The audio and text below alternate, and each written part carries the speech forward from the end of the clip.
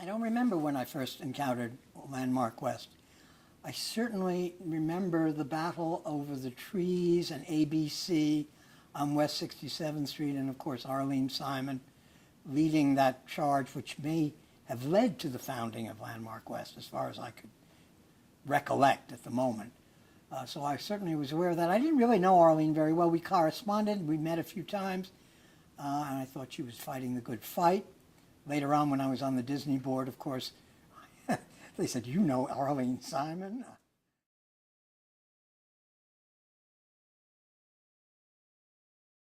I lived on the Upper West Side from 1966 until 1977.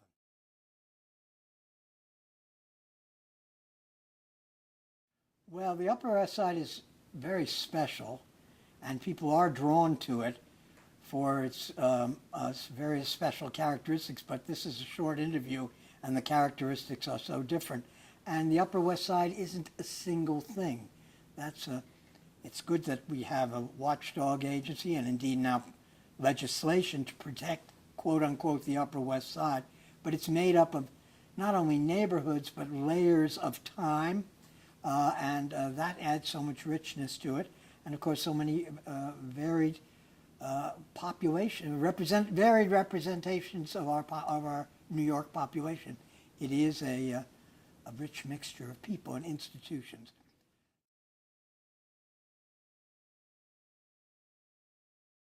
Why did people want to go to the West Side? Young people, such as I once was in the 1960s, to settle on the West Side. Well, it was the variety. It was the architecture, particularly of the great apartment houses, in my case, but in other people's case, the townhouses, which were suddenly becoming more interesting. The brownstoning movement was on. It was the sense of being able to be middle class, but in not a middle class ghetto. Now I think the Upper West Side is maybe an upper class ghetto with some middle class people left, but it was different then. I remember in 1966 when I first moved to 25 Central Park West, Lincoln Center was not completed. I remember leaning out of my apartment window and watching the dedication ceremony for the Marc Chagall murals, those two famous Hanukkah cards that hang in the Metropolitan Opera.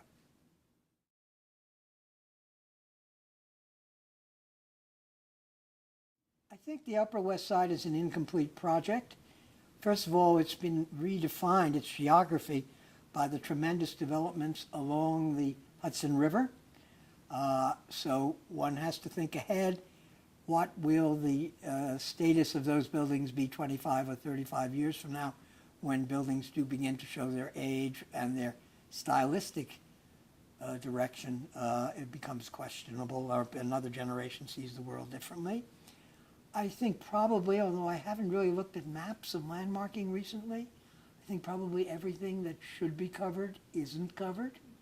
Certainly we had the recent battle to hold on to the landmarks preservation of the church, 86th Street. I think the boundaries on what constitutes a landmark or a historic district has changed in the 35 years that I've been involved in it, to now not only include masterpieces and homes of the rich, but also tenements should be included. The grit of the neighborhood has to be preserved, and that's a trickier one. How do you, when I first knew Columbus Avenue, it was filled with really unpalatable retail uses by a margin. There were just little infiltrations of a better retailing. Now, today, all the better retailing, which was restaurants that were kind of affordable and little groceries and things, are now gone or being threatened, if they're not gone already, by fashion routine, which we started in the 70s, I guess, or the 80s, I don't know. So all of this you can't control. I mean, you can't control the destiny of cities or their neighborhoods, but you can tweak them. So tweaking is going to be an ongoing project for sure. And then, if I can ramble on a bit more, enforcing preservation is a tremendous problem because the staff of the preservation commission is so small, and so it needs vigilantes on the east side, the west side, and everywhere. People will walk around and watch for other people trying to pull fast ones. And then there is the issue of expanding some of the buildings that are low rise. People want to add on the backs and in the tops. And where does the preservation law really control things? Is it only controlling the street fronts? This is an argument that's been going on. Or are the backyards part of the story? I'm not going to give you my opinion at this time, but that's an issue that keeps coming up and keeps needing attention.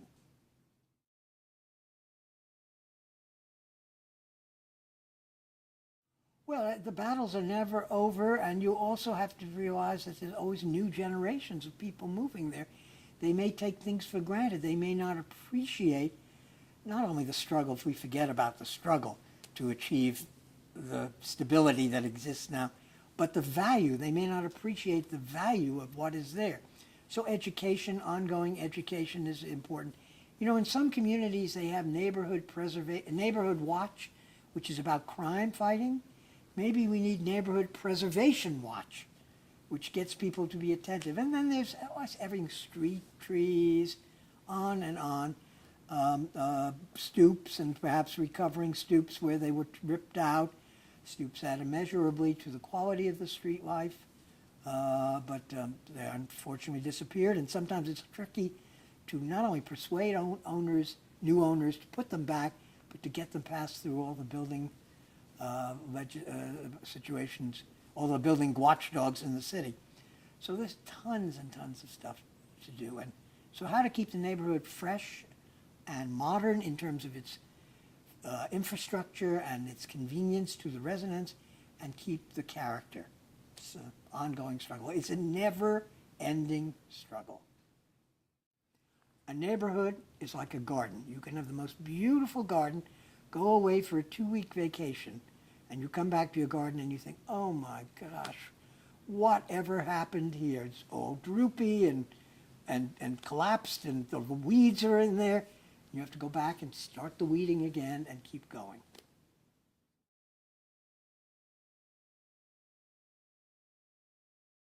I think that preservation is central to the lives of this city, to the economic, social, and social life of this city. I do not think preservation thwarts development. I think it encourages different kinds of development. Look at the west side, all of the enormous amounts of money that have been invested in the townhouses, the apartment buildings, and the new building like 15 Central Park West, which we were architects for, never have happened if there wasn't stability around in the neighborhood.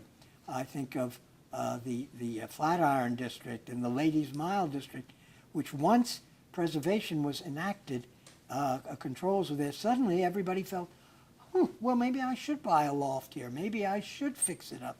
Maybe I should put a good shop in where there's virtually an empty store on street level.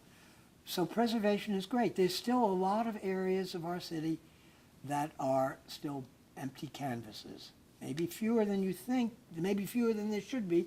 And even on Manhattan Island, there are still many empty canvases. And also, stabilizing Manhattan has then encouraged people to go, well, to New Jersey, but we don't want to talk about that, but to Brooklyn and Queens and so forth. And there is preservation. So Landmarks West, in a way, can also adopt, like they have adopt-a-city programs. You could adopt a borough neighborhood program to help people who are where the Upper West Side was 40 years ago.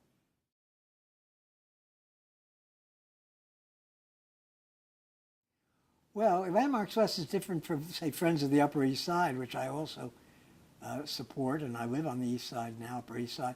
There they have their parties at the Colony Club. You guys have your breakfasts in some Sarah Beth's kitchen or whatever. So there's the difference in a nutshell. I think you're still, the West Side is still more, shall we say, earthy. And I think that's nice. There are differences in neighborhoods and differences in the institutions that the neighborhoods engender and continue to support. And there's a very active role in Landmarks West, which I commend, of property owners and storekeepers and people like that, which I think is great. And of course, West Side, and my discussion suddenly occurs to me, of course, one of the things is you're filled with these amazing institutions on the West Side. Lincoln Center, Kaufman Center, American Museum of Natural History, and Ethical Culture School, and all these churches and some synagogues, all of which are having congregation attraction problems.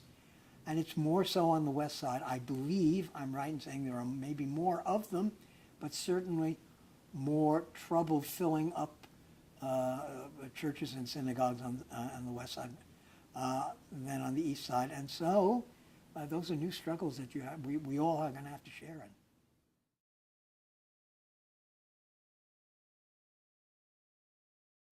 Well, we've had a lot of battles about major institutions, from the West Park Presbyterian Church most recently to Columbus Circle, which was an absolute catastrophe, the loss of that building, in my view, quite mediocre replacement, was a politically motivated job and really unfortunate. I think Landmarks West did a great job trying to save it, but I think all of us who are involved were ultimately doomed to failure by forces beyond our control. One thing I was thinking about Landmark West and preservation on the West Side is the boundaries of the West Side have also changed. For example, who would have thought of 2 Columbus Circle quite as part of the West Side? If you think of Arlene Simon land, that's 67th. And Columbus Circle seemed to be a border between Midtown and the West Side. Actually, it is the gateway historically to the West Side, the boulevard and so forth.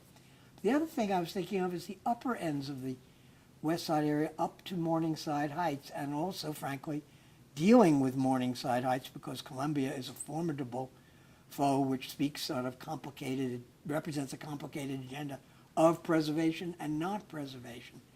And I think that's a battle that Landmarks West certainly can join and take part of, as the university is a major force in the city's life, and I, for many years, was on the faculty there, but it's also not always the best steward of its properties.